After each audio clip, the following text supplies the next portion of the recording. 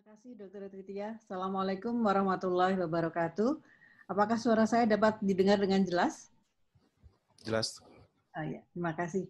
Ya, terima kasih pada panitia dan juga POGI Jogja serta sponsor dari VIMA yang memberi kesempatan kepada saya untuk berpartisipasi. Jadi di sini mungkin saya bukan memberikan sesuatu yang baru ya, tetapi mengingatkan kembali apa yang sudah kita ketahui dan kemudian nanti kita bisa berdiskusi bersama. Mungkin saya akan memulai sharing screen saya.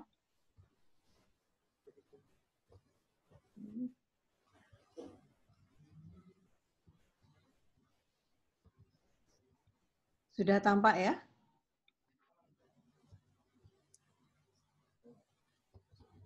Screen saya sudah kelihatan? Sudah, Dok. Sudah. Oh, okay. Terima kasih. Jadi kalau kita bicara nutrisi, saya selalu ingin memulai diskusi dari melihat bagaimana nutrisi ini mempengaruhi seluruh aspek kehidupan kita dari mulai sebelum prakonsepsi ya, prakonsepsi sampai dengan nanti mencapai usia elderly ya. Di sini kita lihat ini suatu ilmu yang sudah sangat-sangat lama sebenarnya, tapi masih sangat relevan untuk kita diskusikan. Karena apa? Karena ternyata nutrisi ini berperan pada seluruh segi kehidupan kita dan seperti lingkaran setan, dan kita harus berusaha memutusnya dimanapun kita bertemu. Nah, kita sebagai SPOG di sini kita pastinya nanti paling banyak akan berperan di masa prakonsepsi, pregnancy, sampai dengan kemudian masa fetus sampai dengan melahirkan. Ini mungkin menjadi pokok bahasan kita saat ini. Ya. Nah, ini kalau kita bicara tentang malnutrisi, tetapi sejatinya nutrisi ini bisa menjadi dua mata pisau ya. Jadi artinya sekarang ini bukan hanya malnutrisi yang under, tetapi juga yang over. Kalau kita lihat sebagian besar tenaga kesehatan itu atau mungkin orang tua selalu berusaha untuk mengejar ketinggalan yang diderita oleh anaknya, sehingga yang terjadi adalah rapid growth atau ekses dari penanganan yang terlalu berlebihan, sehingga muncullah apa yang kita sebut dengan penyakit-penyakit non-communicable disease seperti obesitas, diabetes, hipertensi, dan penyakit kardiovaskuler. Nah, bayi-bayi yang terlahir dengan kondisi ibu yang malnutrisi dan kemudian dia hidup ya sepanjang bertambahnya umur, itu akan bertambah risiko yang didapatkan dari lingkungannya, baik itu social economic status maupun karena penyakit-penyakit yang dideritanya, dan kemudian mungkin ada obesitas, smoking, dan lain-lainnya, sehingga di later life itu akan terjadi peningkatan kejadian obesitas, diabetes, dan juga penyakit-penyakit NCD lainnya yang sebenarnya dari beberapa literatur atau evidence sudah membuktikan bahwa yang paling efektif dan efisien menangani masalah ini adalah pada saat antenatal period ya, atau bahkan pada beberapa kasus kita bisa bekerja pada masa prakonsepsi sebelum ibu itu hamil. Nah, fetal origin hypothesis itu sendiri sudah dikembangkan oleh Profesor Barker tahun 90-an, kemudian di tahun 2001 bersama dengan teman-temannya ya Hels, beliau mengatakan bahwa terjadi epigenetic modification oleh karena lingkungan nutrisi ibunya pada saat janin masih dalam perut ya.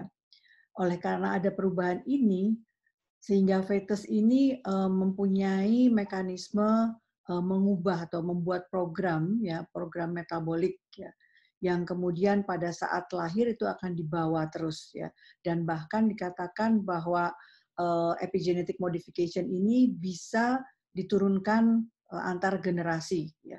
Saya selalu mengambil contoh yang paling mudah adalah ibu-ibu yang mengalami iron deficiency ya, defisiensi besi, Dan kemungkinan besar dia akan mempunyai bayi-bayi dengan low birth weight ya. Nah, pada saat di dalam kehamilannya itu sudah terjadi epigenetic modification di mana bayi akan berusaha mengkeep semua stores yang ada yang diberi oleh ibunya ya. Nanti kemudian pada saat dia lahir ya, gen ini masih bekerja dan masih terus akan bekerja. Padahal biasanya bayi dengan low birth weight itu akan dikejar oleh ibunya atau dokternya dengan memberikan suplementasi yang berlebihan ya, sehingga yang terjadi adalah peningkatan risiko terjadinya obesitas yang akan mengarah pada non-communicable disease ya. Nah, ini adalah mekanisme yang tadi saya sampaikan bahwa seringkali kita hanya melihat dari malnutrisi. Jadi luaran yang kita selalu pikirkan adalah small for gestational age atau low birth weight. Tapi ternyata, nah teori-teori yang terbaru menyebutkan bahwa tidak demikian adanya, ya, bahwa malnutrisi yang karena over, large for gestational age itu juga akan mempunyai pengaruh yang more and less akhirnya adalah sama ya, bahwa akan terjadi metabolic syndrome ya, penyakit-penyakit yang berhubungan dengan gangguan metabolik ya. Dan selain dari mekanisme undernutrition dan overnutrition ya, fetal metabolic environment itu juga akan langsung menyebabkan fetal metabolic programming sehingga terjadilah perubahan epigenetik ya dari kode-kode histone maupun DNA yang akhirnya kalau kita lihat pada akhirnya akan menyebabkan perubahan fisiologi dan metabolisme dari target tisu ya. Nah, inilah yang kita hadapi saat ini sehingga kenapa nutrisi itu selalu menjadi bahasan yang seksi ya bagi kita semua ya. Dan oleh karena mekanisme yang seperti itu ya, masa antenatal itu masa yang kritis dan kita sebagai tenaga kesehatan harus menghadapi ini dengan bijaksana. Bagaimana kita menyediakan layanan antenatal care yang komprehensif ya.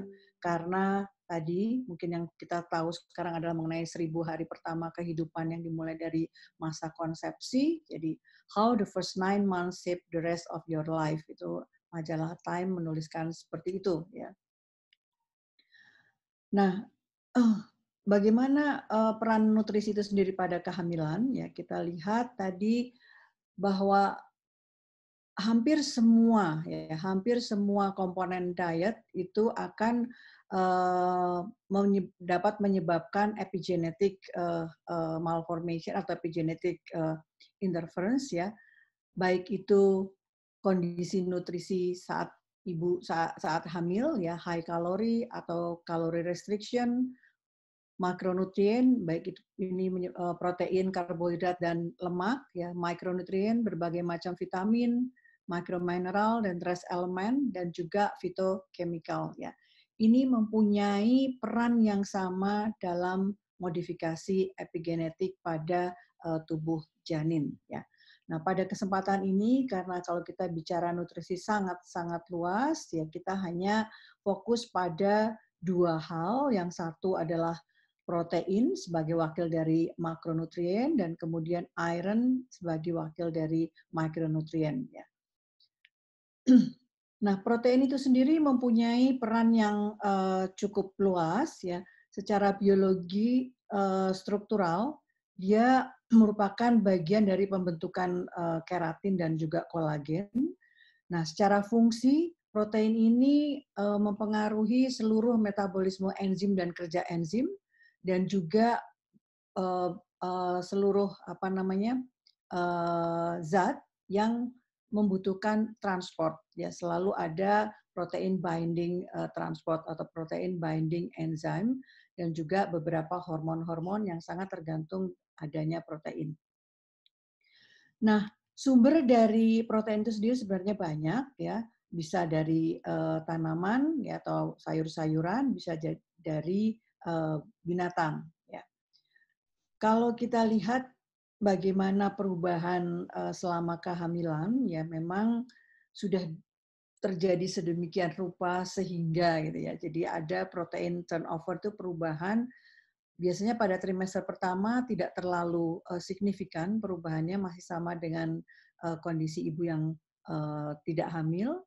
Kemudian pada trimester kedua akan terjadi peningkatan sekitar 15% dan kemudian di trimester ketiga peningkatan turnover-nya menjadi 25%. Ya.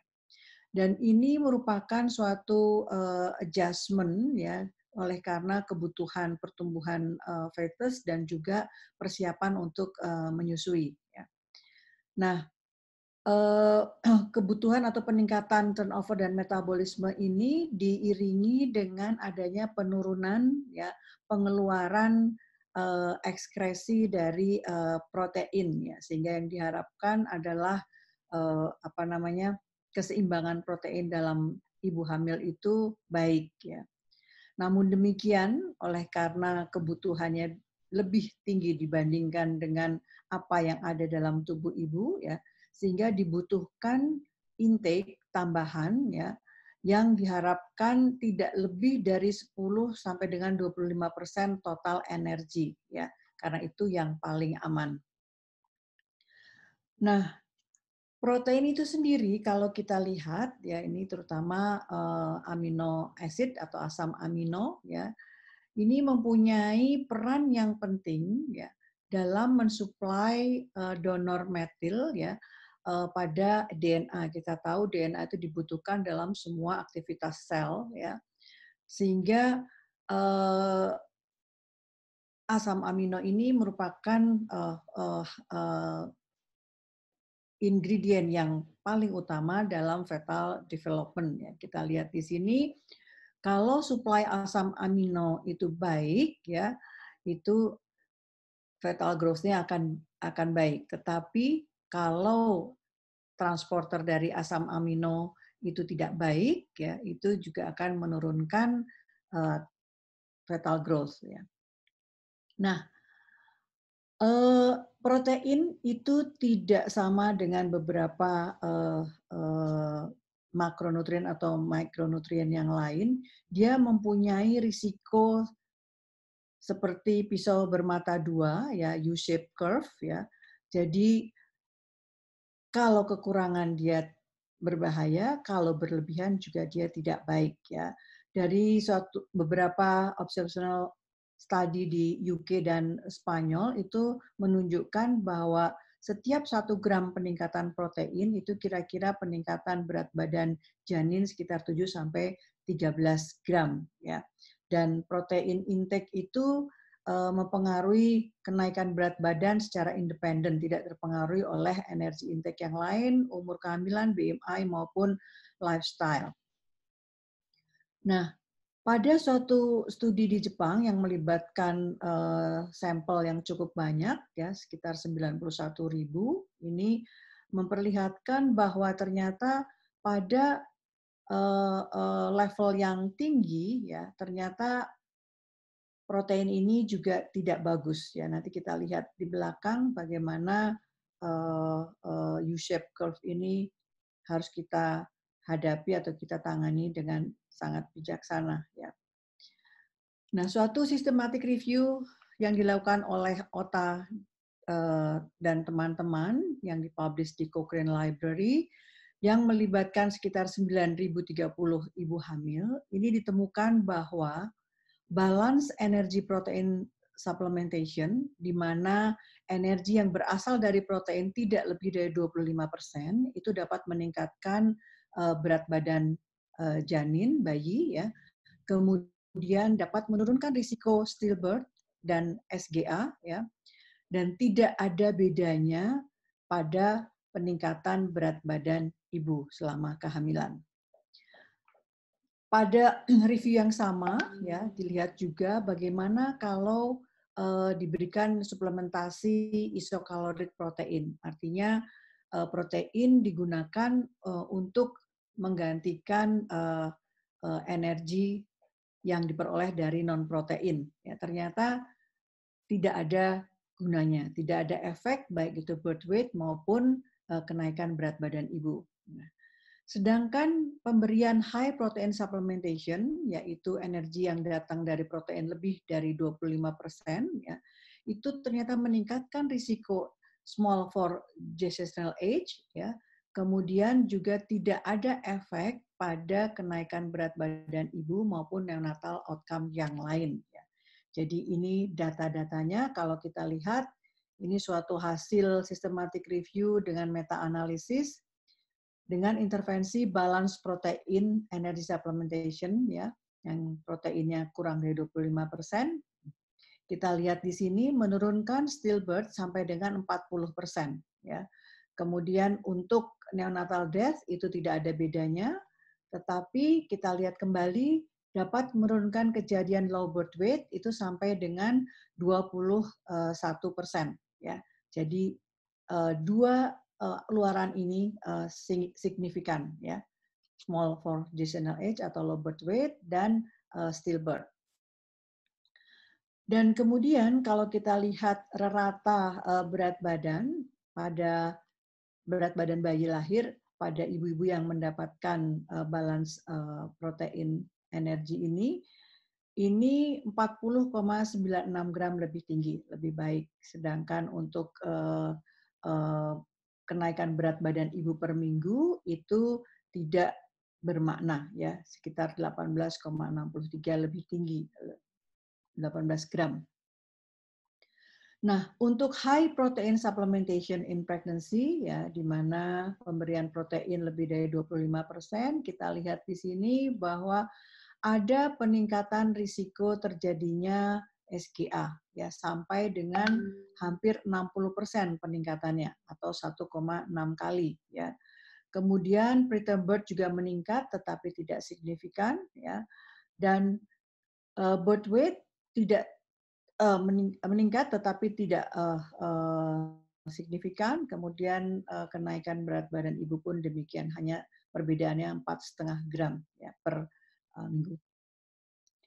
Isocaloric balance protein supplementation, ya, di mana protein ditambahkan dengan harapan dapat menggantikan energi yang dihasilkan oleh non protein, itu juga kalau kita lihat di sini, ya, mean birth weight-nya perbedaannya hanya 108 gram, kemudian weekly gestational age per gram per minggunya perbedaannya 110 gram. Ya. Oke. Nah, selain outcome luaran bayi dan juga kenaikan berat badan ibu, ternyata low protein diet kalau kekurangan, ya, itu juga berbahaya karena ini akan mempengaruhi terjadinya obesitas, hypertension, dan juga diabetes pada anak, ya, pada bayi yang dilahirkan. Nah, munculnya tentunya setelah masa adulthood, ya, di mana terjadi perubahan regulasi lipid, ya. Kenapa bisa terjadi seperti itu? Karena terjadi perubahan metabolisme asam amino yang mempengaruhi placental surface dan juga lumen dari kapiler-kapiler fetus sehingga akan mengganggu metabolisme glukosa dan juga fatty acid. Nah, ini yang harus kita waspadai bahwa ternyata kekurangan juga tidak baik, kelebihan juga tidak baik. Sehingga WHO merekomendasikan bahwa pada populasi yang undernourished, artinya apa? Artinya bahwa kita memang harus mengevaluasi dulu apakah populasi atau pasien-pasien kita memang undernourished.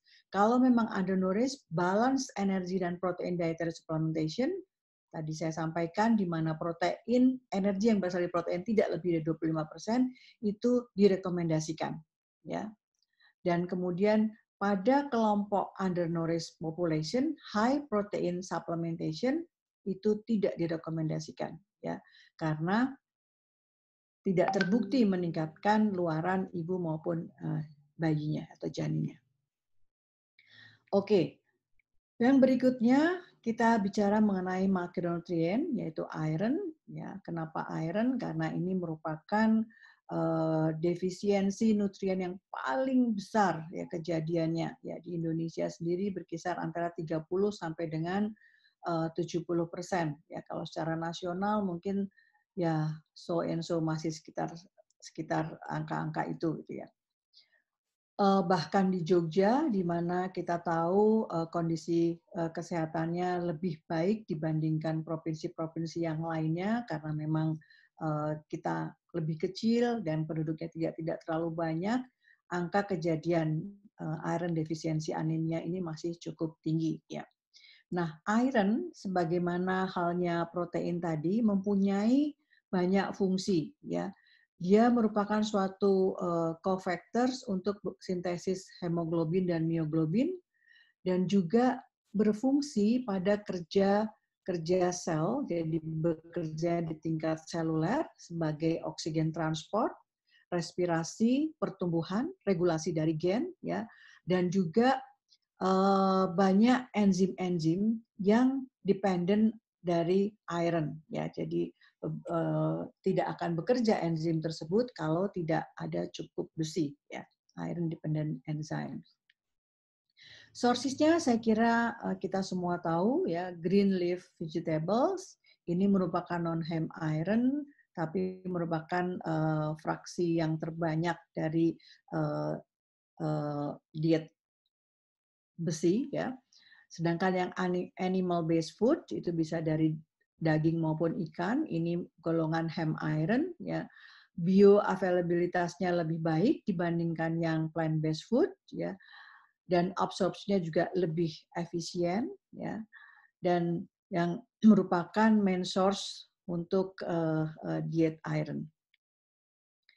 Nah, pada kehamilan secara fisiologis terjadi perubahan cairan dan juga perubahan sel-sel darah, di mana terjadi hipervolemia yang dimulai di umur kehamilan 6 sampai 8 minggu dan mencapai puncaknya pada trimester ketiga sekitar 32-34 minggu dengan kenaikan volume cairan sebanyak 40 sampai 45%. Nah, kenaikan cairan ini tidak diikuti, tidak sebanding dengan kenaikan sel-sel darah, ya. Kalau kita lihat eritrosit ini kenaikannya hanya sekitar 450 ml, ya. Sehingga terjadilah apa yang kita sebut sebagai hemodilusi, ya. Oleh karena terjadi hemodilusi, maka kriteria untuk menentukan anemia pun pada ibu hamil menjadi berbeda dibandingkan ibu-ibu yang tidak hamil, ya. Saya kira ini sudah kita ketahui bersama. Nah, diagnosis itu sebaiknya memang tidak hanya berdasarkan pemeriksaan hemoglobin saja, karena kita harus mencari penyebabnya. 95% anemia pada ibu hamil disebabkan oleh iron defisiensi anemia, ya. Oleh karena itu kita dianjurkan untuk memeriksa kadar serum ferritin dengan cut off point 15 mikrogram per liter, ya. Kalau ferritin normal, kemudian CRP itu juga normal, kita harus lihat apakah makrositosis atau mikrositosis. Kita harus curiga adanya kemungkinan folic acid defisiensi, sebagai memang folic acid defisiensi adalah merupakan penyebab kedua setelah iron defisiensi anemia pada ibu hamil. Dan penyebab ketiga adalah defisiensi vitamin B12, ya. Dan kalau terjadi mikrositosis, kita harus curiga adanya thalassemia, ya. Kalau kemudian ferritin normal atau terjadi peningkatan, ya, oleh karena reaksi dari infeksi dengan CRP yang juga meningkat, ya kita memang harus memeriksa dengan seksama apakah ada infeksi-infeksi yang dapat menyebabkan anemia, ya. Tentunya kebutuhan iron ini bukan hanya karena terjadi hemodilusi, tetapi juga dibutuhkan untuk pertumbuhan janin, ya. Kemudian plasenta itu sendiri, ya, untuk pertumbuhan dari uterus, ya. Ini semua membutuhkan iron, ya, sehingga pemberian suplementasi iron ini menjadi suatu keniscayaan. Nah, andai kata iron defisiensi anemia itu tidak diobati dengan baik, tidak dilakukan manajemen dengan baik, yang terjadi adalah gangguan atau kelainan ya pada luaran kehamilan, baik itu ibu maupun janinnya dan juga bayi di kemudian hari. Ya, kita lihat di sini risiko terjadinya preterm, risiko terjadi low birth weight, ya, kemudian asfiksia, kejadian anemia, ya, dan kemungkinan risiko perdarahan pada ibunya, ya. Nah, bagaimana melakukan treatment? Ya, kita harus menghitung dahulu ya berapa umur kehamilannya. Ya. Kalau cukup waktu untuk meningkatkan HB dengan memberikan oral iron replacement, kita bisa berikan sekitar 120 sampai 240 elemental iron per hari. Ya. Dan dengan memberikan sekitar 120-240 elemental iron per hari ini, ya kita mengharapkan per minggunya akan terjadi kenaikan 0,8 gram per desiliter. Ya. Sehingga kalau misalnya 37 minggu HB-nya 6, ya tentunya tidak akan terkejar dengan oral iron replacement. Ya. Mungkin kita harus memikirkan cara yang lain. Nah, untuk meningkatkan replacement ini, kita harus memberikan tablet besi dalam bentuk ferrous, ya, karena diabsorpsi lebih baik dibandingkan dalam bentuk ferri. Ya. Vitamin C akan membantu absorpsi iron lebih baik lagi, lebih efektif, sedangkan vitamin A akan membantu metabolisme iron. Ya.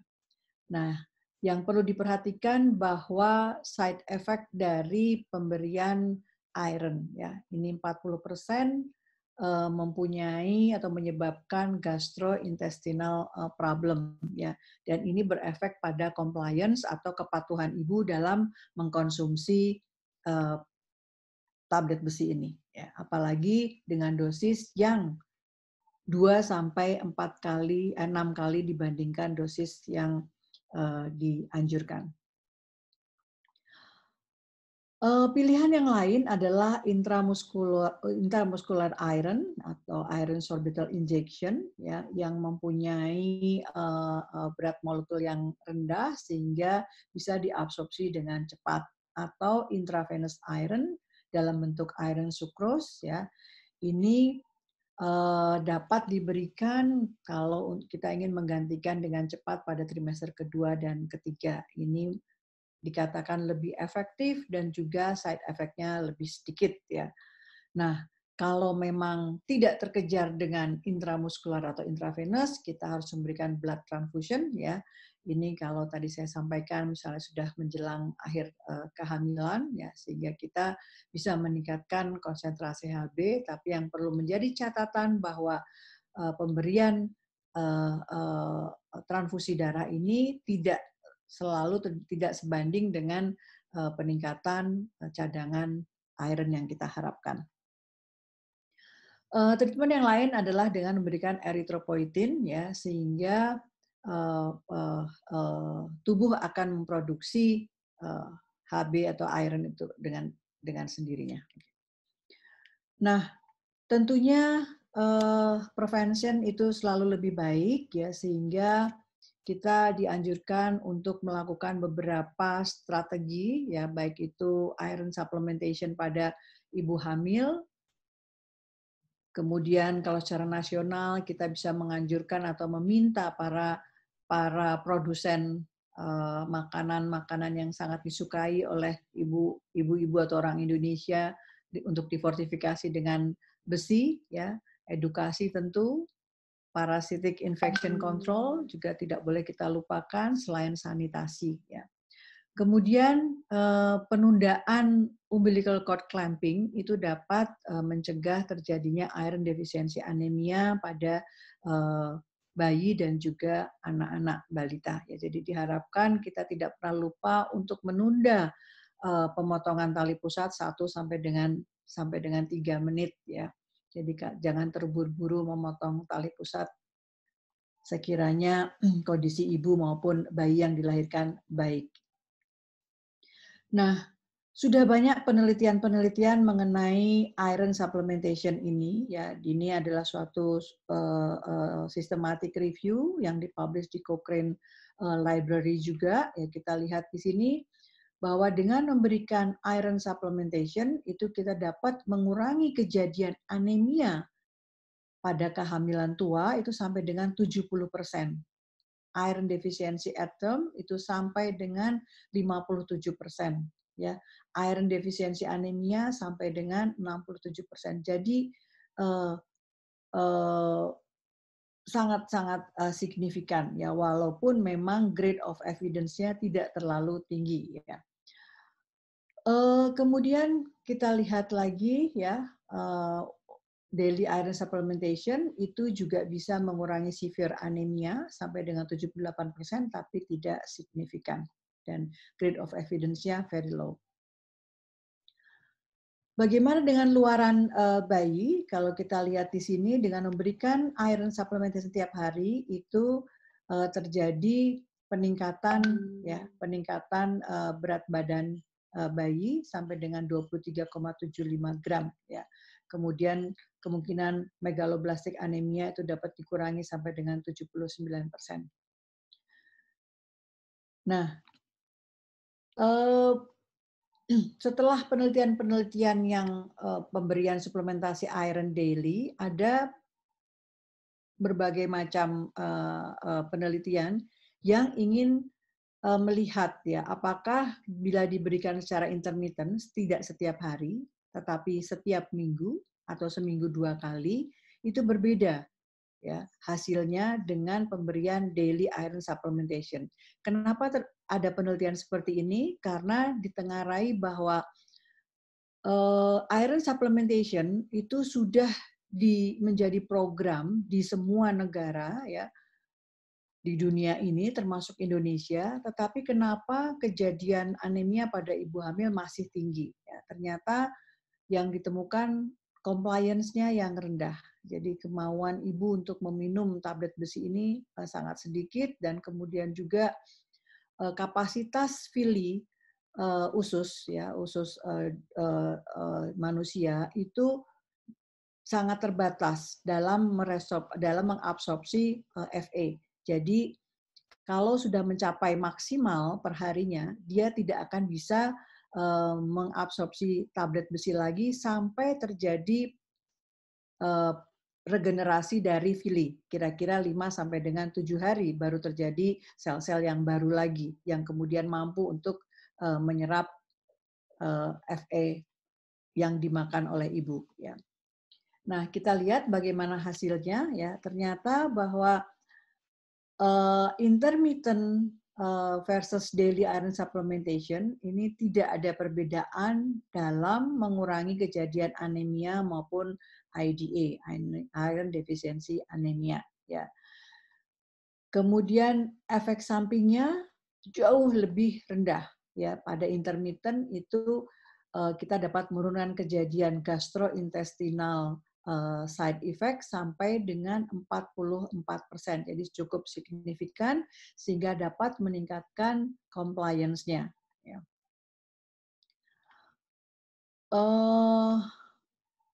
Folic acid supplementation itu selalu embedded dengan iron karena folic acid ini dapat menguatkan metabolisme pembuatan hemoglobin, ya, sehingga selalu disarankan pemberian iron itu disertai dengan pemberian folic acid yang sudah kita ketahui dapat meningkatkan birth weight sebanyak 135 gram lebih banyak dibandingkan yang tidak mendapatkan folic acid, ya.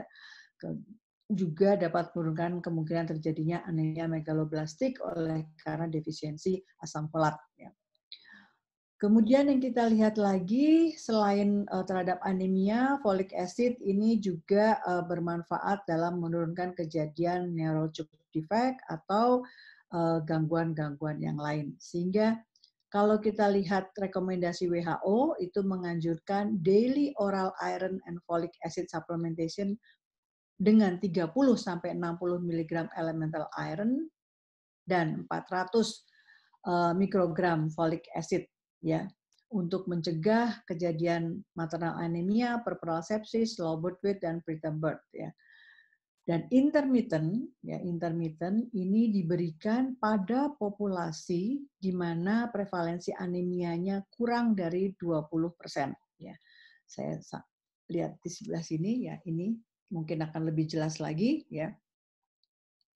Jadi Indonesia masuk negara yang kejadian anemia pada ibu hamil tinggi, yaitu lebih dari 40%, sehingga pemerintah mengambil rekomendasi yang pertama, yaitu memberikan iron 30-60 mg elemental iron dengan asam folat 400 mikrogram yang diminum setiap hari, ya sepanjang kehamilan as early as possible.